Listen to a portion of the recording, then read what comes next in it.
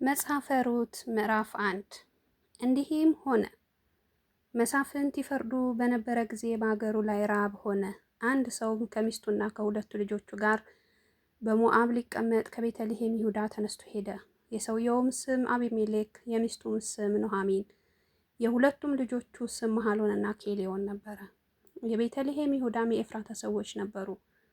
ወደ ሞዓብም ምድር መጡ፣ በዚያም ተቀመጡ። የኑኃሚንም ባል አቢሜሌክ ሞተ፣ እርሷና ሁለቱ ልጆቿ ቀሩ። እነርሱም ከሞዓብ ሴቶች ሚስት አገቡ። የአንዲቱ ስም ኦርፋ፣ የሁለተኛይቱ ስም ሩት ነበረ። በዚያም 10 ዓመት ያህል ተቀመጡ። መሐሎንና ኬሊዮንም ሁለቱ ሞቱ። ሴቲቱም ከሁለቱ ልጆቿና ከባሏ ተለይታ ቀረች። እርሷም በሞዓብ ምድር ሳለች እግዚአብሔር ሕዝቡን እንደጎበኘ እንጀራም እንደሰጣቸው ስለሰማች ከሞዓብ ምድር ልትመለስ ከሁለቱ ምራቶቿ ጋር ተነሳች። እርሷም ከሁለቱ ምራቶቿ ጋር ከተቀመጠችበት ስፍራ ወጣች። ወደ ይሁዳ ምድር ሊመለሱ በመንገድ ሄዱ። ኑኃሚንም ምራቶቿን ሂዱ፣ ወደ እናቶቻችሁም ቤት ተመለሱ፣ በእኔና በሞቱት እንዳደረጋችሁ እግዚአብሔር ቸርነት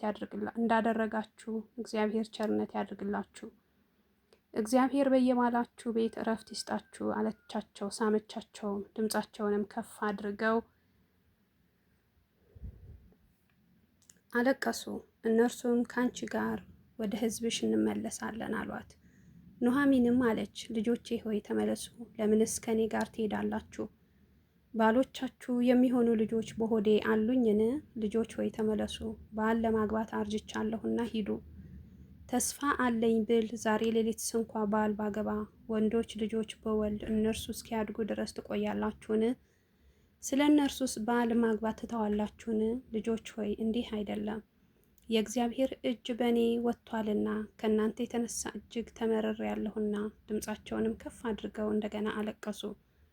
ኦርፋም አማቷን ሳመች፣ ሩት ግን ተጠጋቻት። ኑኃሚንም እነሆ ባልንጀራሽ ወደ ሕዝቧና ወደ አማልክቷ ተመለሰች፣ አንቺም ደግሞ ከባልንጀራሽ ጋር ተመለሺ አለቻት። ሩትም ወደምትሄጅበት ሄዳለሁ፣ በምታድሪበት አድራለሁ፣ እንድተውሽ ካንቺም ዘንድ እንድመለስ አታስቸግሪኝ። ሕዝብሽ ሕዝቤ፣ አምላክሽም አምላኬ ይሆናል። በምትሞችበት ስፍራ እሞታለሁ፣ በዚያም እቀበራለሁ። ከሞት በቀር አንቺና እኔን አንዳች ቢለየን እግዚአብሔር ይሄን ያድርግብኝ እንዲህም ይጨምርብኝ አለች። ኑኃሚንም ከእርሷ ጋር ለመሄድ እንደቆረጠች ባየች ጊዜ እርሷን ከመናገር ዝም አለች። ሁለቱም እስከ ቤተልሔም ድረስ ሄዱ። ወደ ቤተልሔምም በደረሱ ጊዜ የከተማይቱ ሰዎች ሁሉ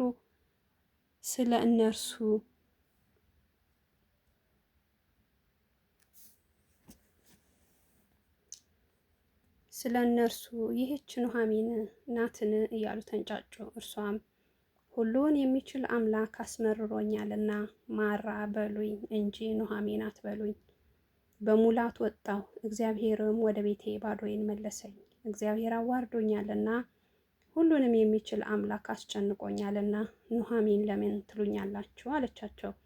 ኑኃሚንም ከእርሷ ጋር ከሞዓብ ምድር የተመለሰችው ሞዓባዊቷ ምራቷ ሩት ተመለሱ። የገብስም መኸር በተጀመረ ጊዜ ወደ ቤተልሔም ወጡ።